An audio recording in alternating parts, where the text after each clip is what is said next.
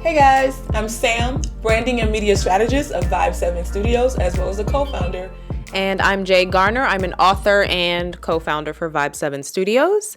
And this is Business Vibrations, 7 minutes of morning inspiration for creative entrepreneurs. And this is our first episode. It definitely is. Awesome. And today we are talking about taking the jump to bringing your dream to life.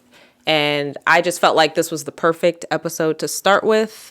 Just beginning the dream, beginning the process of planning, beginning to sign those papers and do that research. And so many people don't do that. And I hope today's word just gives you a little bit of inspiration to push toward that. Very much true. And the one thing about it is that following your dreams is that it's your dream and you should follow it. The one thing I don't like people doing is not taking that leap of faith. So what would you say or think is the best way to follow your dreams? What would you give an advice to somebody? I've always been the type to just do it. So I don't think... Is that Nike? Literally. Literally. Literally, that's my motto. But this year has been...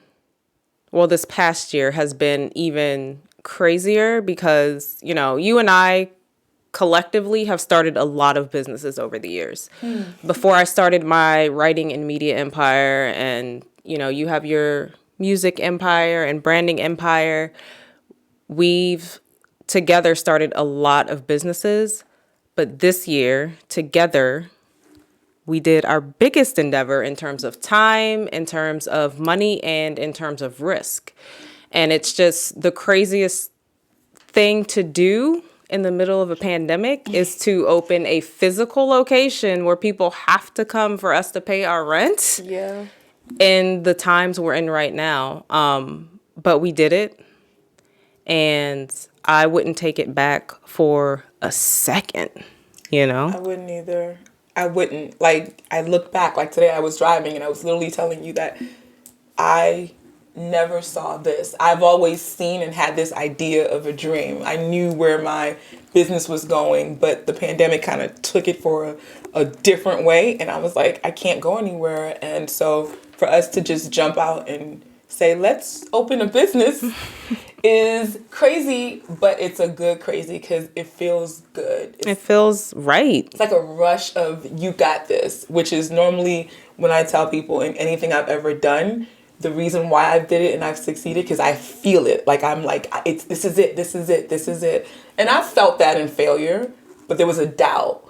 But this was like, it's just, even in the tough times, it's just like, I know that I'm on my path to my dream. And same thing for you. So that's important. It was just that egging on. And, you know, I've always said, like, ideas, dreams are like these parasites that just latch onto you and they don't go away. And if you ignore them, what's going to happen? It's going to get worse. It's going to nag you more. The what ifs. And you're going to have, you know, the what if of what if I fail, but you're also going to have the what if I don't try? So if you're going to have that what if you're going to have that anxiety, if you're going to have that constant nagging, why not be in it?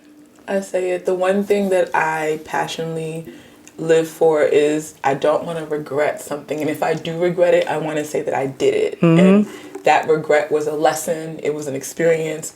It was something. But I look at people, when I look at people who are older, their biggest advice is, I didn't do, I wish I could have. Yep. I wish I did something. Oh, and I hate that. Always. Like, I'm getting shivers just thinking about that. There's things I wish I could have done already. And the one thing is that I don't have that fear in business, in my dreams or whatever. It's like literally so easy. Yeah. But ask me to go to the store and buy something, I'm like, And I was like, for me, I'm indecisive, but I've learned how to master that craft in business and using discernment and other things as well. What about you? Same. And again, I don't want to say, I wish I would have. I would rather say I did it and I messed up and it was awful and I can laugh about it now. But I have something to laugh about if we fail. But for others who are afraid to take that jump because of, you know, the time, the money, the commitment, the embarrassment factor or naysayers, whatever, what would you say to them? How can you ignore that to just take that leap to pursue your passion? The one thing is that every business or any idea that I've ever created or failed at are the ones that got me here. And so I've learned and became more strategic and learned from my failures. And most people do. Like, you look at NBA players, Michael Jackson, Michael Jordan, not Michael Jackson, is it? Yeah. Like, we've all had our things, but the one thing is that failure is my success. Like, I enjoy failing sometimes. So for me, I would advise them to just fall and get back up and try it again. And step out on faith.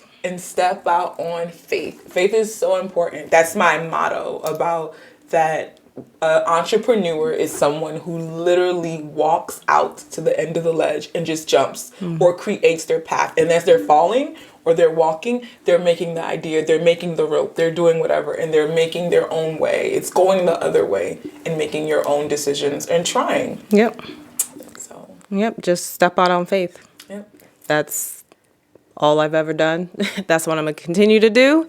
And wherever it leads me, I am happy to be along for the ride, because we only get one shot at this ride. So I want to create as many bumps and hills and fall and rise as much as I can. But I agree. I think that's just magic in that, like you saying that, because the one thing is that when I finally realized what faith was, like, we grew up, we knew it, we get it, but like, if you look into the scripture part of it, it's like a mustard seed of faith. And I tell people, they're like, you have so much faith. And I'm like, I'm not quoting, but I'm literally saying that you don't have to have that much faith. It's literally you just trying. If you try something once, you try it a little bit, every day you trying something could become something greater than you thought. But it's just believing in yourself. And the one thing is that nobody else is going to believe in what you believe in. Mm-hmm. They're going to remind you that. What are you doing? Their fears are going to be on you.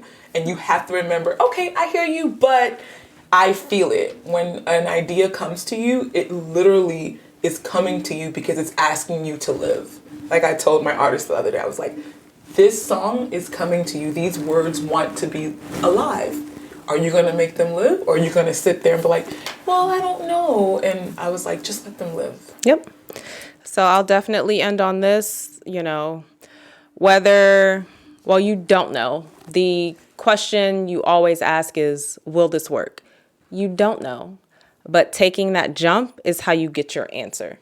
Whether it lives for a short time or a long time, making that jump causes that dream to exist in this world. It was real, it was here, and you made your mark in your own way. So, episode 1's message is, do it. Let's make this happen. And we have a full article you can read on our Medium page, just some extra morning inspiration to go with this. And we always like to end with a little bit of positivity. So we have our quote of the day. Okay. So it says, whatever you can do or dream, you can do. Begin it. Boldness has genius, power, and magic in it. William Hutchinson Murray. Awesome. And that's crushing your goals. So you got this from me, and it's literally was everything that got me here. Yep. You got this. You got it. I got it. And we got this. You got this. Listeners got it too. We will see you tomorrow. Have a great day, guys. Great day. Crush it.